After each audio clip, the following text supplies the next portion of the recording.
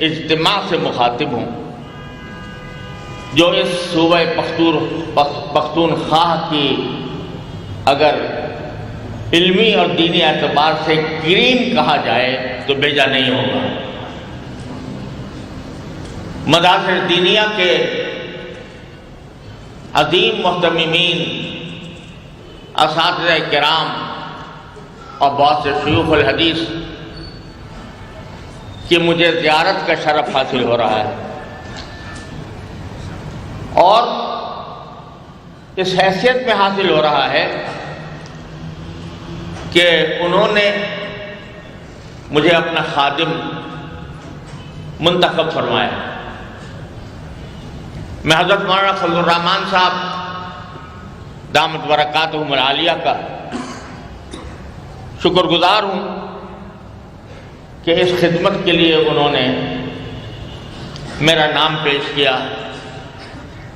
اس خدمت کے لیے جس کا میں اپنے آپ کو سچی بات ہے کہ اہل نہیں سمجھتا، لیکن بزرگوں کا یہ کہنا ہے کہ اگر کوئی خدمت اپنی طلب کے بغیر بڑوں کی طرف سے سپرد کی جائے تو پھر اللہ تبارک و تعالی اپنے فضل و کرم سے اپنی دستگیری سے نوازتے ہیں۔ اسی امید پر میں نے یہ خدمت قبول کی ہے، اور آپ حضرات سے اس بات کی دعا کا خواستگار ہوں کہ جن اکابر نے ہمارے لیے یہ ایک عظیم صاحبان مہیا فرمایا، وفاق المدارس کی شکل میں جو عظیم صاحبان اللہ تبارک و تعالیٰ نے ہمارے اکابر کے ذریعے مہیا فرمایا، اس کی حفاظت اور اس کی آزادی اور خود مختاری کی حفاظت، اس کی خودداری کی حفاظت، اس کے معیار کی حفاظت کرنے کے لیے اللہ تبارک و تعالی مجھے اور میرے رفقا کو توفیق خاص سے نوازیں، اپنی رضائے کامل کے مطابق مجھے خدمت کرنے کی توفیق عطا فرمائیں۔ میں آپ سب سے فرداً اس دعا کی درخواست کرتا ہوں کہ آپ مجھ ناکارہ کو اس دعا میں ضرور یاد رکھیں۔ دوسری بات یہ کہ اس عظیم ذمہ داری کے لیے میں تنہا یہ ذمہ داری ہرگز بھی انجام نہیں دے سکتا جب تک کہ اہل اور قابل رجال کار اور معاونین مجھے مہیا نہ ہوں۔ تو میں اللہ تبارک و تعالیٰ کا شکر ادا کرتا ہوں کہ اللہ تبارک و تعالیٰ نے وفاق کو ایک ایسا ناظم اعلیٰ عطا فرمایا جس نے اپنی جوانی کا سارا زمانہ اس وفاق کی خدمت کے اندر صرف کیا اور اکابر کے سائے میں رہ کر کے اللہ تبارک و تعالیٰ نے وہی ناظم اعلیٰ میری رفاقت کے لیے اللہ تبارک و تعالیٰ نے عطا فرمایا۔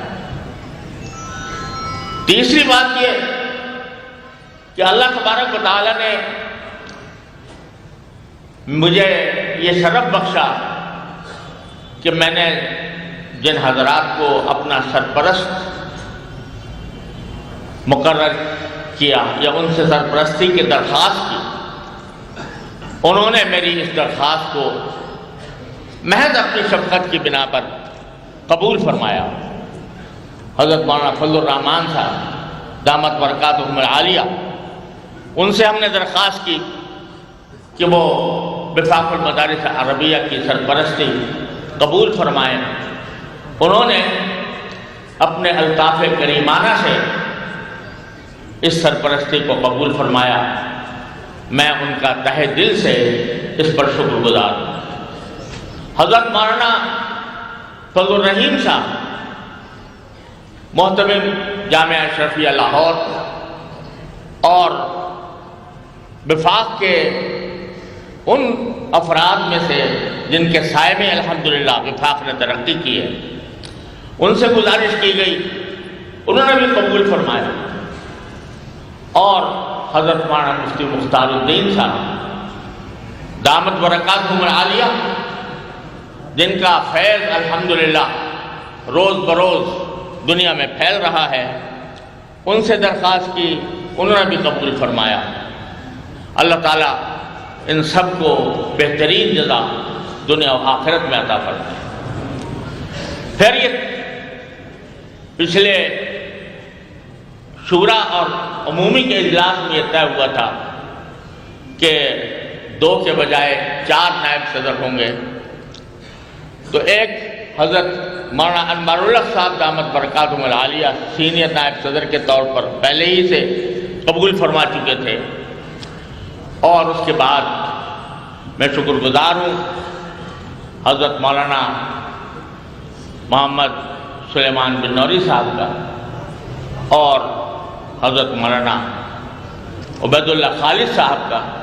حضرت مولانا سعید یوسف صاحب کا، جنہوں نے یہ خدمت قبول فرمائی۔ اللہ تبارک و تعالیٰ ان کو جزائے خیر عطا فرمائے۔ حضرت مولانا مفتی محمد رفیع عثمانی صاحب دامت برکاتہم العالیہ، جو میرے بڑے بھائی ہیں، اگرچہ اس وقت وہ صاحب فراش ہیں، لیکن ہم نے ان سے بھی درخواست کی تھی کہ وہ سرپرستی قبول فرمائیں، تو الحمدللہ انہوں نے بھی قبول فرمائی، اور باوجود صاحب فراش ہونے کے ان کا دھیان، ان کے توجہات، ان کی دعائیں اس وقت وفاق پر مرکوز ہیں الحمدللہ۔ اور اسی طرح جن حضرات کو ارکان عاملہ میں نے اور مولانا حنیف جالندری صاحب نے باہم مشورے سے جن حضرات کو ارکان عاملہ کے طور پر ان سے درخواست کی کہ وہ ہماری مدد فرمائیں، میں ان کا شکر گزار ہوں کہ اللہ تبارک و تعالیٰ نے ان کو ہمارے لیے ایک بہترین رفیق بنایا۔ اور میں آپ سب حضرات کا شکر گزار ہوں جنہوں نے اس موقع پر سارے صوبہ خیبر پختونخوا سے جو پھیلا ہوا صوبہ ہے، اور جس میں جیسا پہلے کہا گیا کہ مدارس دینیہ کی تعداد سب سے زیادہ ہے، الحمدللہ آج اس کا بہترین نمائندہ اجتماع میرے سامنے موجود ہے، اور اسے دیکھ کر میں اپنی آنکھیں ٹھنڈی کر رہا ہوں۔ اللہ تبارک و تعالیٰ ان سب کو دنیا و آخرت میں بہترین جزا دے۔ اس موقع پر جو باتیں کچھ عرض کرنے کا ارادہ تھا، ان میں سے بہت سی باتیں مجھ سے پہلے حضرت مولانا سعید یوسف صاحب نے اور دوسرے بزرگوں نے، اور پھر آخر میں مولانا محمد حنیف جالندری صاحب نے آپ حضرات سے تفصیل کے ساتھ کی ہیں، اور مجھے اس بات کا احساس ہے کہ آپ صبح 9 بجے سے بیٹھے ہوئے ہیں، اور آپ کے صبر و ضبط کا مزید امتحان لینا شاید مناسب نہیں ہے، اس لیے میں اپنی بات کو مختصر کرتے ہوئے صرف ایک نقطہ عرض کرنا چاہتا ہوں۔ اللہ تبارک و تعالیٰ اسے ہم سب کے لیے نافع بنائے۔ وہ نقطہ یہ ہے کہ جتنے یہ مدارس دینیہ ہیں ہمارے، وفاق کے زیر نگرانی جو مدارس کام کر رہے ہیں، ان کی تعداد ابھی مولانا حنیف جالندری صاحب نے بتائی 23,000 الحمدللہ تعداد ہے، اور اس میں 25 لاکھ طالب علم، طلبہ اور طالبات زیر تعلیم ہیں۔ اگر ہم دیکھیں کہ ہم کہاں سے چلے تھے اور کن بزرگوں سے ہمارا رشتہ ہے، کہاں سے ہمارا آغاز ہوا، تو کوئی دوسرا جواب نہیں ہوگا سوائے اس کے کہ ہمارا نقطہ آغاز کیا ہے؟ دارالعلوم دیوبند۔ الحمدللہ ہم سب اس سے وابستہ ہیں، اسی کے خوشچین ہیں، اسی کے اکابر کی نقش قدم پر چلنے کے خواہش مند ہیں۔ تو اللہ تبارک و تعالیٰ کے فضل و کرم سے ہمارا رشتہ ان اکابر سے ہے، حضرت نانوتوی رحمۃ اللہ علیہ، حضرت گنگوہی رحمۃ اللہ علیہ، حضرت شیخ الہند رحمۃ اللہ علیہ، حضرت تھانوی رحمۃ اللہ علیہ، حضرت مدنی رحمۃ اللہ علیہ، حضرت مولانا شبیر احمد عثمانی رحمۃ اللہ علیہ، حضرت مولانا ظفر احمد عثمانی رحمۃ اللہ علیہ، حضرت مولانا جو قطب الاقطاب، ان حضرات سے ہمارا رشتہ ہے، اللہ تبارک و تعالیٰ نے قائم کیا ہے۔ ہماری جو صلاح و فلاح کا راز مضمر ہے وہ اس بات میں ہے کہ ہم ان اکابر کے طریقہ کار پر، ان کے نقش قدم پر چلیں اور اپنا ہر وقت جائزہ لیتے رہیں کہ کیا واقعتاً ہم ان کے جانشین یا ان کے پیروکار اور مشجعین ہونے کے جو دعوے دار ہیں، یہ دعویٰ ہمارا درست ہے یا نہیں۔ لہذا دارالعلوم دیوبند کی جو خصوصیت تھی، جو دنیا میں، آج کی دنیا میں دوسری کہیں تعلیمی اداروں میں نظر نہیں آتی، مجھے اللہ تبارک و تعالیٰ نے ساری دنیا میں گھومنے کا موقع عطا فرمایا۔ 6 بر اعظم میں نے دیکھے، مسلمان ممالک میں سے کوئی ملک ایسا نہیں ہے جس میں مجھے جا کر علماء کرام سے اور وہاں کے مدارس سے براہ راست ملاقات کا شرف حاصل نہ ہوا، لیکن جب میں ان کا مقابلہ اور ان کا مقارنہ ان بزرگوں سے کرتا ہوں جن کی طرف الحمدللہ ہم منسوب ہیں، جن کے نام میں نے ابھی آپ کے سامنے لیے، جب ان کے ساتھ کرتا ہوں تو مجھے ایک بین فرق نظر آتا ہے۔ آپ کو اگر علم و تحقیق چاہیے، مقالہ نگاری چاہیے، تو بے شک اس کے لیے بہت سے ادارے دنیا میں موجود ہیں، اور خود میں نے دیکھے ہیں، علم و تحقیق کے شناور دیکھیں، لیکن اگر علم و تحقیق کے ساتھ اتباع سنت کا جذبہ اور اپنی زندگی کے ہر قول و فعل کو اللہ تبارک و تعالیٰ کی رضا اور نبی کریم سرور عالم صلی اللہ علیہ وسلم کی غلامی میں گزارنے کا جو جذبہ ہے، جو یہاں پایا، ان بوریہ نشینوں میں پایا، ان بوریہ نشینوں میں جو پایا، وہ میں نے کہیں دنیا میں نہیں دیکھا الا ماشاء اللہ۔ جب دارالعلوم دیوبند قائم ہوتا ہے، میرے دادا حضرت مولانا محمد یاسین صاحب رحمۃ اللہ علیہ یہ دارالعلوم دیوبند کے ہم عمر تھے۔ جس سال دارالعلوم دیوبند قائم ہوا اسی سال میرے دادا کی ولادت ہوئی، حضرت مولانا محمد یاسین صاحب، اور حضرت حکیم علمت مولانا اشرف علی صاحب تھانوی کے ہم سبق تھے، ایک ہی ساتھ سبق پڑھا ہے ان حضرات نے، حضرت شیخ الہند سے، حضرت مولانا محمد یعقوب نانوتوی رحمۃ اللہ علیہ وغیرہ سے۔ تو وہ فرمایا کرتے تھے میرے دادا کہ میں نے دارالعلوم دیوبند کا وہ وقت دیکھا ہے جب وہاں شیخ الحدیث سے لے کر دربان اور چپراسی تک ہر شخص صاحب نسبت ولی اللہ،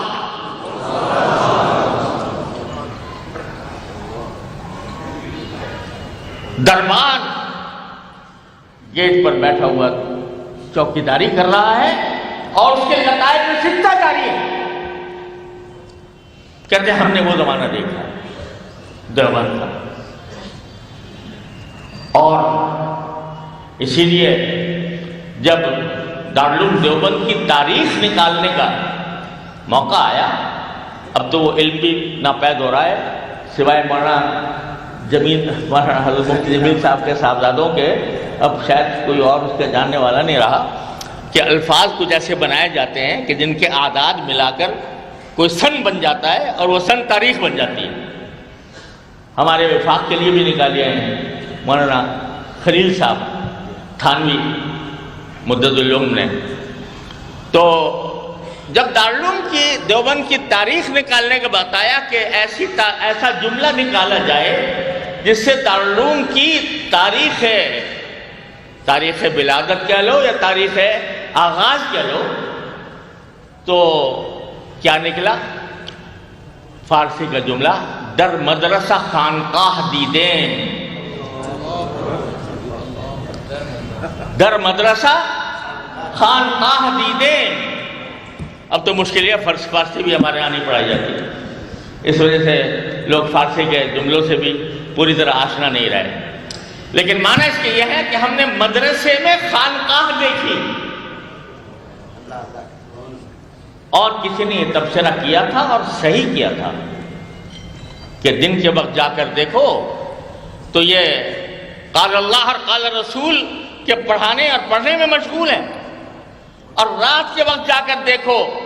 تو یہ اللہ تعالیٰ کی بارگاہ میں سجدہ ریز ہو کر گڑ گڑانے میں لگے ہوئے ہیں۔ وہی بات جو حضرات صحابہ کرام کے بارے میں ایک نصرانیوں کے ایک ایلچی نے جا کر کہی تھی، جب اس سے پوچھا گیا کہ بھئی تم کس قسم کے لوگ دیکھ کے آئے ہو، تو اس نے کہا کہ رہبان باللیل رکبان بالنہار، یہ رات کے وقت میں راہب ہوتے ہیں، عبادت کرتے ہیں اللہ تعالیٰ کی، اور دن کے وقت بہترین شہ سوار ہوتے ہیں۔ تو ہمارے اکابر کا یہ رنگ کہ ایک طرف علم و تحقیق میں کیا بتاؤں آپ کو کس مقام پر پہنچے ہوئے ہیں۔ مشکل یہ ہے کہ آج کل ہم سوانے اپنے بزرگوں کی سوانے سے بھی غافل ہوتے جا رہے ہیں، اور میری گزارش ہے سارے اصحاب مدارس سے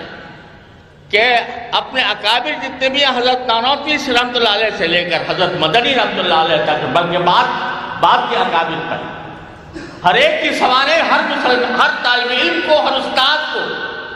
باستیعاب پڑھنی چاہیے، تاکہ اس کا مزاج پتا ہو کہ ہمارے اکابر کا مزاج کیا تھا۔ تو وہ حضرت میں حضرت کا ذکر کر رہا تھا کہ الحمدللہ اس کے بعد ہم نے حضرت شیخ الہند کی زیارت نہیں کی، ہم نے حضرت شاہ صاحب کی زیارت نہیں کی، ہم نے حضرت تھانوی رحمۃ اللہ علیہ کی زیارت نہیں کی، ہم نے حضرت مدنی رحمۃ اللہ علیہ کی زیارت نہیں کی، لیکن الحمدللہ اللہ تبارک و تعالیٰ نے ان کے براہ راست فیض یافتگان کی زیارت گناہگار آنکھوں کو کرا دی ہے، براہ راست فیض پانے والے جنہوں نے براہ راست حضرت شیخ الہند سے پڑھا۔ میرے والد براہ راست حضرت شیخ الہند کے شاگرد تھے، اور پہلی بیعت حضرت شیخ الہند سے تھی رحمۃ اللہ علیہ۔ حضرت بن نوری رحمۃ اللہ علیہ جو حضرت شاہ صاحب رحمۃ اللہ علیہ کے شاگرد خاص، حضرت مولانا شمس الافغانی صاحب رحمۃ اللہ علیہ، حضرت مولانا مفتی محمود صاحب رحمۃ اللہ علیہ، جو حضرت مدنی کے سے استفادہ کیا اگرچہ فراغت نہیں اور حاصل کی تھی، ان کے شاگرد میرے استاد حضرت مولانا سلیم اللہ خان صاحب قدس اللہ تعالیٰ سرہ جو حضرت مدنی کے شاگرد تھے، ان کی رضایت کرا دی اللہ تبارک و تعالیٰ نے۔ تو میرے والد ماجد حضرت مولانا مفتی محمد شفیع صاحب رحمۃ اللہ فرمایا کرتے تھے، اور بات تو وہ حضرت تھانوی کی نقل کرتے تھے لیکن اپنے اوپر منطبق فرماتے تھے کہ بھائی آدمی تو ہم بھی نہیں بنے،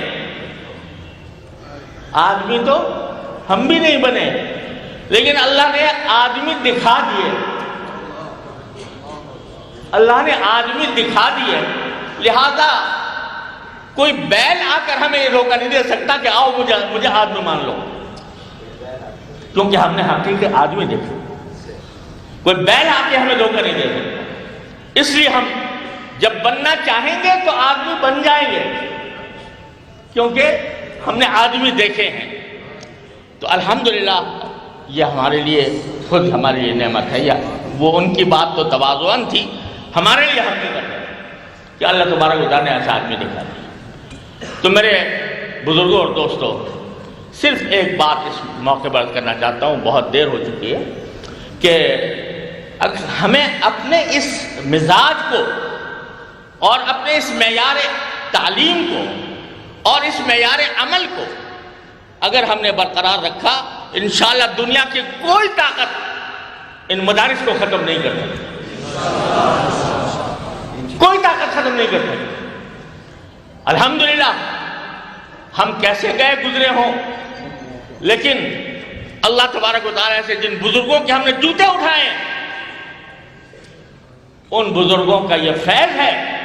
کہ اللہ تعالیٰ کے فضل و کرم سے حق کے بارے میں کبھی کوئی مفاہمت نہیں ہو سکتی، کبھی کوئی مفاہمت نہیں ہو سکتی۔ اور میں نے ایک جملہ پہلے کہا تھا، آج پھر دہراتا ہوں، ہم دشمن کسی کے نہیں ہیں، ہم دشمن کسی کے نہیں ہیں، اور نہ ہم مداہن ہیں، نہ کسی کی دشمنی ہے اور نہ مداہنت ہے۔ ہمارے سامنے اگر کوئی شخص حق لے کر آتا ہے تو ہم اس کی تائید کرنے کو تیار ہیں، لیکن اگر کوئی شخص ہمیں باطل پر چلنے پر مجبور کرے تو ہم اپنی تمام ناتوانیوں کے ساتھ اس کا مقابلہ انشاءاللہ کریں گے، مرتے دم تک کریں گے، لیکن بشرطے کہ ہم اپنے اکابر کے مزاج و مذاق کو سمجھ کر اپنے مدارس کو اس کے مطابق چلائیں۔ آج ہمیں اپنے طرز عمل پر مدارس جس منہج پر چل رہے ہیں ان سب پر خود تنقیدی کی نگاہ سے دیکھنا چاہیے، آیا ہم ان اکابر کا جن کا ہم نام لیوا ہیں، ان کے طریقے پر چل رہے ہیں یا نہیں چل رہے ہیں؟ اتباع سنت کا اہتمام ہے یا نہیں ہے؟ مدارس میں طلبہ کو نماز با جماعت کا اہتمام کرایا جا رہا ہے یا نہیں کرایا جا رہا؟ ان کو جھوٹ سے، غیبت سے، گناہوں سے، بد نظری سے، موبائل کے غلط استعمال سے ان کو روکا جا رہا ہے یا نہیں روکا جا رہا؟ یہ چیزیں ہمارے لیے سب سے زیادہ اہم، اگر ہم یہ کام کر لیں گے تو انشاءاللہ ہمیں کسی کی پرواہ نہیں ہے۔ کوئی ہمیں رجعت پسند کہے، کوئی ہمیں دقیانوسی کہے، کوئی ہمیں یہ کہے کہ ان کو دنیا کی خبر نہیں ہے، یہ سارے تانے، سارے اعتراضات ہمارے گلے کا ہار ہیں۔ ہمیں سب منظور ہے، لیکن جو منظور نہیں ہے وہ نبی کریم سرور دو عالم صلی اللہ علیہ وسلم کی سنت کے اوپر ایک آنچ آنا ہمیں منظور نہیں کہ محمد سے وفا تم نے تو ہم تیرے ہیں، یہ جہاں چیز ہے کیا لوح و قلم تیرے ہیں۔ وآخر دعوانا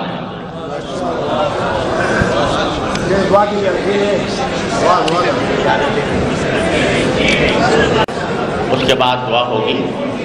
لیکن مجھ سے فرمائش کی گئی ہے کہ میں حدیث کی اجازت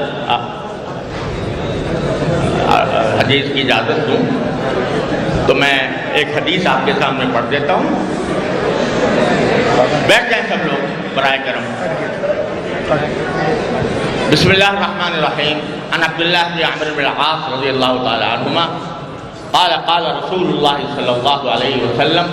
الراحمون یرحمہم الرحمن تبارک و تعالی ارحموا من فی الارض یرحمکم من فی السماء۔ یہ پہلی حدیث ہے جو میں نے 5 شیوخ سے حاصل کی، اور ان میں سے ہر ایک نے کہا کہ یہ پہلی حدیث ہے جو میں نے اپنے شیوخ سے حاصل کی، اور یہ تسلسل سفیان بن عیینہ